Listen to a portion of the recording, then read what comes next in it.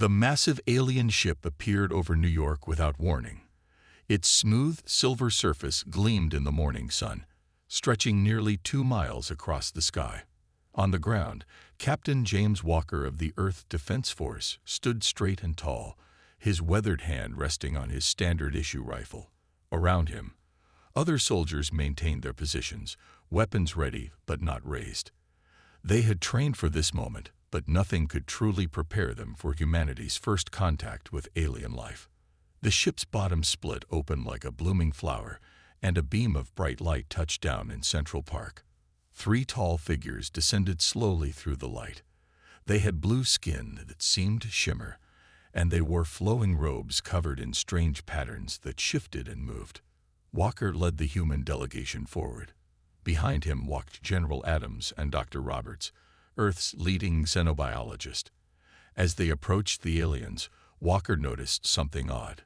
The aliens carried no visible weapons. Instead, each wore a small crystal on their chest that pulsed with a faint light.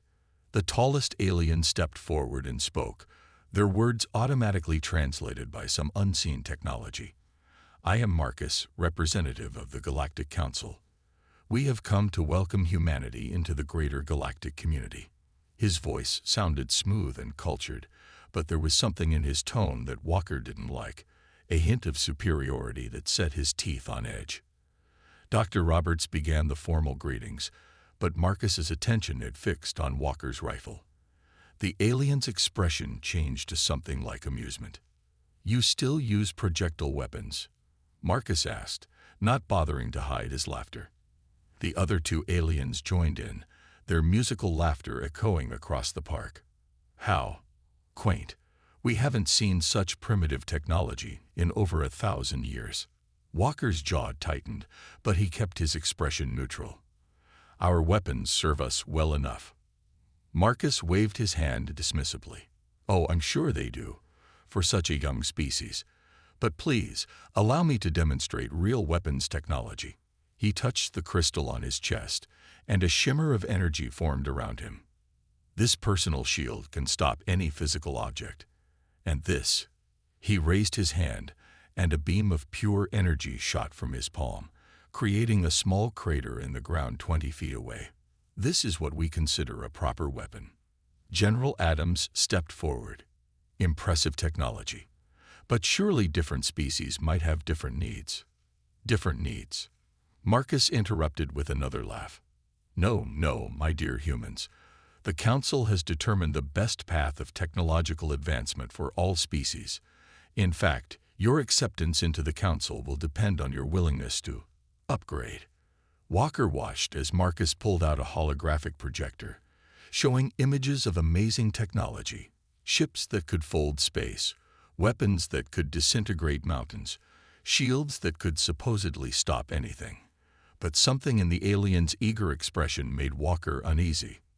"We would, of course, help you dispose of all these primitive projectile weapons," Marcus continued, gesturing at Walker's rifle. "Replace them with proper energy weapons. For your own good, you understand." The meeting continued for several hours, with Marcus and his companions explaining the wonderful benefits of Council membership. They spoke of trade, of technology sharing, of advancement. But every offer came with strings attached. Every benefit required Earth to give up something of itself. As the aliens finally prepared to leave, Marcus turned to Walker one last time. "We'll return in 1 month. I do hope you'll have begun dismantling your primitive arsenal by then. It would be unfortunate if Earth refused the Council's generous offer." The threat in his words was clear, though his tone remained pleasant. As the aliens ascended their light beam, Walker shared a knowing look with General Adams. Neither of them had survived this long by ignoring their instincts, and right now, every instinct they had was screaming that something was very wrong with the Galactic Council's generous offer. That evening, in a secure underground facility, Walker sat in an emergency meeting with Earth's top military and political leaders. "There's something they're not telling us," he said, his voice firm. "The way they laughed at our weapons, it was too rehearsed, too deliberate, like they've done this before." "Agreed," General Adams nodded. I want every scrap of data they gave us analyzed. Every image, every recording. Something tells me we're not the first species they've offered to help with our weapons technology. As the meeting continued late into the night, none of them could have known that their suspicions had only scratched the surface of the Council's true intentions. The laughter of the aliens would soon fade, but for now, it echoed in Walker's mind like a warning bell. Lieutenant Anna Miller sat in the dimly lit analysis room, surrounded by holographic displays showing data from the Council's historical archives. She hadn't slept in 36 hours, but she couldn't stop now. Something about these records didn't add up, and she was determined to find out what it was. "Computer, show me species that joined the Council in the last 100 years, she commanded, rubbing her tired eyes. The display shifted, showing a list of 15 civilizations, but as she dug deeper into their histories, her blood ran cold. "Tom, come look at this," she called to Intelligence Officer Tom Reed, who was reviewing security footage from the first contact meeting. He walked over, coffee cup in hand. "See these civilizations?" She pointed to the display. All of them agreed to the Council's weapons upgrade program. And all of them. She pulled up another set of data. All of them vanished within 5 years of completing the transition to energy weapons. Tom leaned closer, his coffee forgotten. "Vanished? What do you mean vanished?" "Their colonies went dark. Their ships stopped appearing in trade routes. The Council records list them as ascended to a higher plane of existence or relocated to unexplored space. But look at these resource extraction records from their home systems after they disappeared." The numbers told a chilling story. Massive mining operations, stripped planets, harvested asteroids, all conducted by Council ships in supposedly abandoned systems. Meanwhile, in another part of the facility, Captain Walker was discovering something equally disturbing. He stood in the weapons testing range, watching as scientists fired various weapons at a sample of the shield technology the Council had provided. "Try the railgun," Walker ordered. The massive electromagnetic weapon hummed to life, launching a solid tungsten round at incredible speed. To everyone's surprise, the round punched straight through the energy shield, leaving a clean hole in the target behind it. "Sir," one of the scientists said, checking his readings, "the shield seems specifically designed to stop energy weapons. It barely reacts to physical projectiles at all." Walker's mind raced. Why would an advanced civilization develop shields that couldn't stop simple physical objects? Unless... His thoughts were interrupted by an urgent call from Lieutenant Miller. Minutes later, he sat in a secure briefing room with Earth's top military command, watching her presentation. "They're not here to help us," Miller explained, showing the evidence she'd gathered. "They're here to weaken us. Every civilization that accepted their help disappeared, their resources stripped away. And now we know their defensive technology is actually vulnerable to our weapons." General Adams stood up, his face grim. "They want us to give up the very weapons that could hurt them. The question is, what do we do about it?" "We play along," Walker suggested, a plan forming in his mind. "We pretend to accept their help, but secretly prepare. The Council thinks we're just primitive humans. Let's use that against them." Over the next 3 weeks, Earth put on a great show. Public announcements were made about accepting the Council's generous offer. A few old weapons were ceremonially destroyed. Council observers were shown carefully staged demonstrations of Earth embracing energy weapon technology. But deep underground and in hidden facilities across the planet, humans worked tirelessly. Factories increased production of conventional weapons. Scientists studied the weaknesses in Council technology. Soldiers trained harder than ever. The Council representatives seemed pleased with Earth's progress, but they also grew more demanding. They requested access to military bases, insisted on overseeing the destruction of more weapons, and began making subtle threats about consequences if Earth didn't move faster. "They're getting nervous," Tom Reed reported after intercepting Council communications. "They know their window of opportunity is closing. Once we're fully integrated into the galactic community, It'll be harder for them to isolate us. On the evening before the Council's next major inspection, Walker stood at his office window, watching the sunset. Tomorrow, they would have to convince the Council that humanity was falling into their trap. But in secret bunkers around the world, Earth's real weapons waited, ready for the day when the Council's true intentions would be revealed. The Council had laughed at human weapons, thinking them primitive and weak. Soon enough, they would learn just how wrong they were. Tom Reed had never felt so alone. He floated in the darkness of space, his stealth suit keeping him invisible to the Council ship's sensors. The massive vessel hung before him like a silver mountain, its smooth surface broken only by occasional pulses of light.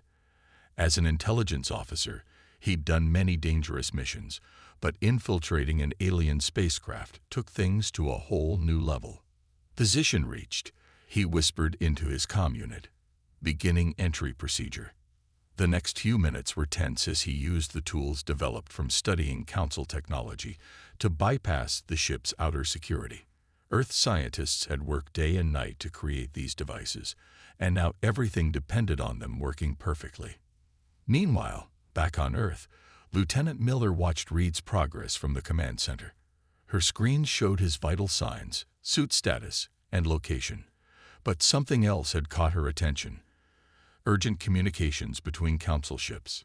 Captain Walker, she called over the secure line. You need to see this. 3 more species just went dark in the past week.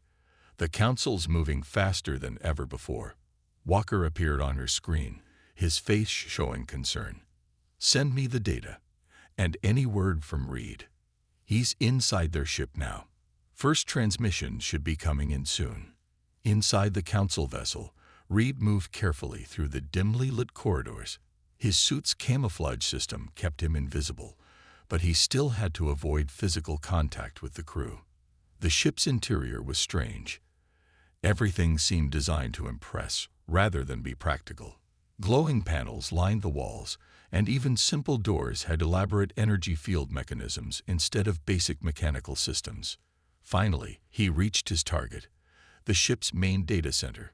Using the Council access codes that Miller had cracked, he connected his quantum data device to their systems. Information began flowing immediately, and what he found made his blood run cold. "Command, are you seeing this?" he whispered. Back in the command center, Miller and Walker watched as the data poured in. Star maps showed hundreds of worlds stripped of resources. Documents detailed the Council's standard procedure: find developing civilizations, convince them to adopt energy weapons, then attack once they were defenseless. But Earth wasn't the only target. The data showed plans for simultaneous attacks on 12 different worlds, all scheduled for the next day. "It's happening sooner than we thought," Walker said, already reaching for his emergency communications unit. "Get Reed out of there. Now." But Reed had found something else, something that made him pause despite the urgent recall order. "Sir, you need to see this. They're not just attacking tomorrow. They're desperate. Their entire empire is built on stolen technology. None of it is really theirs." He transmitted more files showing the truth. The Council had once been a primitive species themselves. They had stolen their advanced technology from others, but never truly understood how it worked. They could copy it, but not improve it. And now it was beginning to fail. "Their whole energy weapon system is unstable," Reed explained. "That's why they're accelerating their plans. They need new resources to maintain their technology. And Earth isn't just another target. They want our manufacturing capabilities. They'd forgotten how to build things the old way." Suddenly, alarms blared through the Council ship. Reed's heart raced as red lights began flashing in the corridors. "They've detected the data breach." Miller's voice came through his comm. "Reed, get out of there." Reed disconnected his device and started running. Behind him, he could hear alien voices shouting orders. Their perfect, advanced ship now seemed to be in chaos. He made it to an escape pod bay just as energy weapons began firing down the corridor. The alien shots went wide, their aim poor from lack of practice in actual combat. Reed dove into a pod, launched, and began his descent to Earth. As he re-entered Earth's atmosphere, Reed couldn't help but smile grimly. The Council thought humans were primitive, but tomorrow they would learn a hard lesson about the value of keeping old skills alive, and about what happened when you cornered supposedly primitive humans. The attack came at dawn. Hundreds of Council ships appeared in Earth's orbit, their silver hulls gleaming in the morning sun. Marcus's face appeared on every screen worldwide, his blue skin now seeming cold rather than exotic. "Primitive humans," he announced, his voice dripping with contempt. "Did you really think we wouldn't notice your deception? Your pathetic attempts at maintaining your obsolete weapons. Now you will learn the price of defying the Council." Captain Walker stood in Earth's main defense command center, watching as the alien fleet moved into attack formation. Around him, operators maintained perfect calm as they waited for his orders. The Council ships looked impressive, their energy weapons charging with bright pulses of light. "Sir," Lieutenant Miller reported from her station, "their positioning exactly as predicted. Their shields are configured for energy weapon defense." Walker allowed himself a small smile. "Send the signal. All stations, execute Battle Plan Thunder." Across Earth's orbit, hidden weapons platforms suddenly powered up. The Council ships didn't even notice them at first. Their sensors were tuned to detect energy weapons, not the cold metal of railgun installations. "All stations, open fire," Walker commanded. The space around Earth erupted with streaks of metal. Thousands of tungsten rods accelerated to incredible speeds by electromagnetic railguns tore through space. The Council ships' energy shields flickered uselessly as solid metal projectiles ripped through their hulls. "Impossible," Marcus's voice screamed over the communication channels. "Your weapons are primitive. They cannot." His transmission cut off as his flagship took multiple direct hits. In space, Council ships tried to return fire, but their energy weapons proved less effective than expected. Earth's defense platforms were armored with simple metal plating angled to deflect energy beams, technology as old as tank armor, but still devastatingly effective. Lieutenant Miller's voice rose with excitement. "Council ships attempting to regroup at coordinates 227 by 144. "Perfect," Walker replied. "Activate Defense Grid Sector 7. A new set of platforms revealed themselves, these launching clouds of simple metal ball bearings. In space, even small objects at high velocity became deadly weapons. The Council ships found themselves flying through clouds of hypervelocity projectiles that shredded their hulls. "Enemy fleet breaking formation," an operator announced. "They're retreating from orbital defense range." But Earth wasn't finished. Walker pressed a button on his command console. "Launch the fighters." From hidden bases around the planet, squadrons of Earth's new space fighters took off. They looked primitive compared to Council ships. Blocky, armored, and carrying what appeared to be simple chemical rockets. But appearances were deceiving. The Earth fighters closed in on the retreating Council ships. When the aliens fired their energy weapons, the fighters' armor absorbed or deflected the shots. Then the human pilots revealed their own surprise. Electronically guided space torpedoes, carrying simple but devastating warheads. "How?" Marcus's voice came through again, now filled with panic. "How are you doing this?" "You should have studied Earth's military history more carefully," Walker replied calmly. "We never stopped developing our primitive weapons. We just got better at using them." The battle lasted less than an hour. When it ended, the mighty Council fleet was in ruins. Dozens of their ships fled through hyperspace, leaving their wrecked companions behind. Earth's primitive weapons had proven that simple physics could trump over-reliance on advanced technology.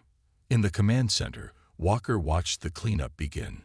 Earth ships were already moving to capture disabled Council vessels and rescue survivors. They had won this battle, but he knew the war was just beginning. "Send word to all commands," he ordered. "The Council will be back, and they'll be angry. But now they know. Humans aren't as primitive as they thought, and our obsolete weapons work just fine. Lieutenant Miller approached with a datapad. "Sir, we're already getting signals from other worlds. It seems we weren't the only ones who kept some old weapons in reserve. The Council's attack failed on multiple fronts." Walker nodded. The Council's empire was built on stolen technology and intimidation, but they had just learned a harsh lesson about underestimating primitive species. The real question was, how many other worlds were waiting for a chance to fight back? 1 month after Earth's successful defense, Captain Walker stood on the bridge of the EDS Thunder, Earth's first proper warship built for space combat. Unlike the sleek Council vessels, Thunder looked like a floating fortress, all thick armor plates and protruding weapon stations. The ship's main gun was a massive railgun that ran almost the entire length of the vessel. "Status report," Walker commanded, watching as his crew prepared for humanity's first major offensive operation. "All systems ready, sir," Lieutenant Miller reported from her tactical station. "Strike Fleet reports ready for jump. Operation Thunderbolt is go." Walker nodded. Around the Thunder, 20 other Earth ships moved into formation. They weren't pretty, but they were tough. Each one carried enough firepower to level a small city, all based on primitive physical weapons that the Council had laughed at. "All ships, commence jump," Walker ordered. The fleet vanished into hyperspace, using drive technology reversed engineered from captured Council ships. Their destination: the Council's main military base in the Orient sector. They emerged from hyperspace right on target. The Council base was massive, a sprawling space station surrounded by defense platforms and patrol ships. For a moment, everything was quiet. Then the Council noticed them. "Enemy ships powering weapons," Miller announced. "They're launching fighters." Walker allowed himself a grim smile. "Deploy the mines." From the Earth ships, thousands of small objects scattered into space. They looked like simple metal spheres, which the Council's sensors probably dismissed as debris. That was their second mistake. Their first had been thinking Earth would play by their rules. The Council fighters swooped in, energy weapons blazing. Then the debris came to life. Each sphere was actually a smart mine, packed with simple but powerful explosives. They homed in on the Council fighters, detonating in clouds of shrapnel that turned space into a deadly obstacle course. "Main gun charge," Miller reported. "Target locked. Fire." Thunder's railgun fired, the recoil making the whole ship shudder. A solid slug of metal, accelerated to near relativistic speeds, crossed the space between ships in less than a second. It struck the Council station's shields and went straight through them, then through the station itself, leaving massive holes in both sides. Council ships attempting to raise energy shields. An operator called out. "They're redirecting power from weapons." "Just as predicted," Walker said. "Launch boarding torpedoes." From Earth's ships, hundreds of torpedoes streaked toward the Council vessels. But these weren't simple explosives. They were boarding craft, carrying Earth's best space marines. As the Council diverted power to their shields, they left themselves vulnerable to physical breach.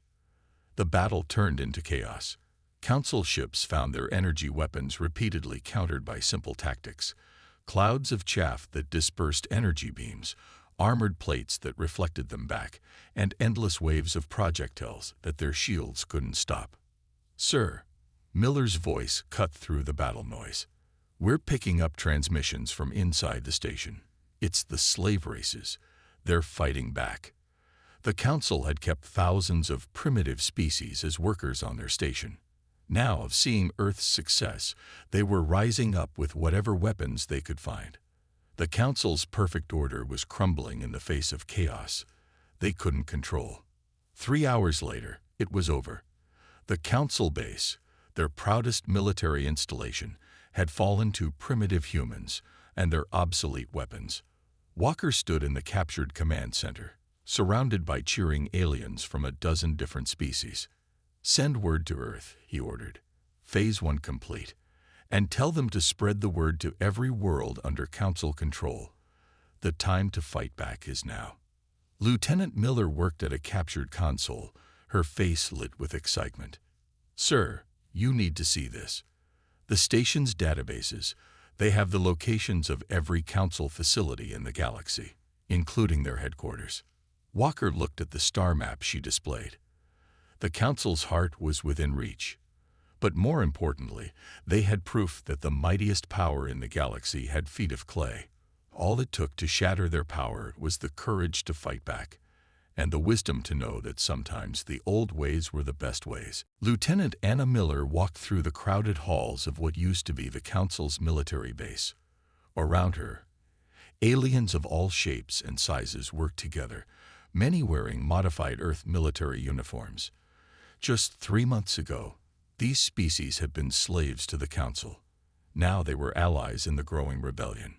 "Lieutenant," a tall, green-skinned alien named Cax rushed up to her. Once a janitor in the Council base, he now commanded his people's reformed military. "You need to see this. We found another hidden archive." Miller followed him to a secure room where Tom Reed was already working on decoded Council files.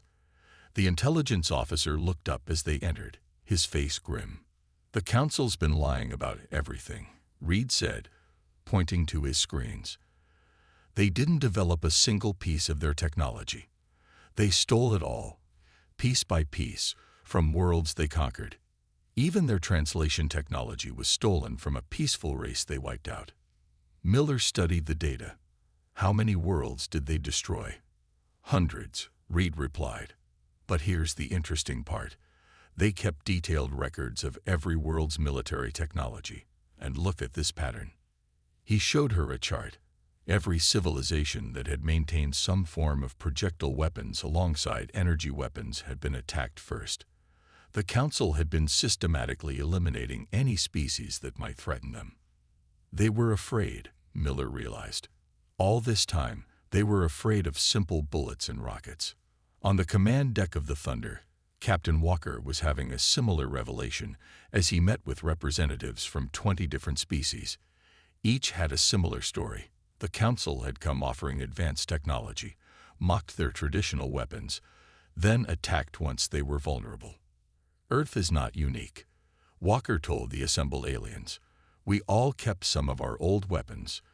We all knew, somehow, not to trust them completely. Now it's time to use that wisdom." A reptilian alien named Dex stepped forward. His people had been among the first to join Earth's rebellion. "We have an advantage they never expected," he said. "They taught us to use their technology, but they forgot that we still remember our own." Reports were coming in from across the galaxy. On every Council-controlled world, oppressed species were rising up. They used simple projectile weapons, basic explosives, and homemade rockets, all the primitive technology the Council had mocked.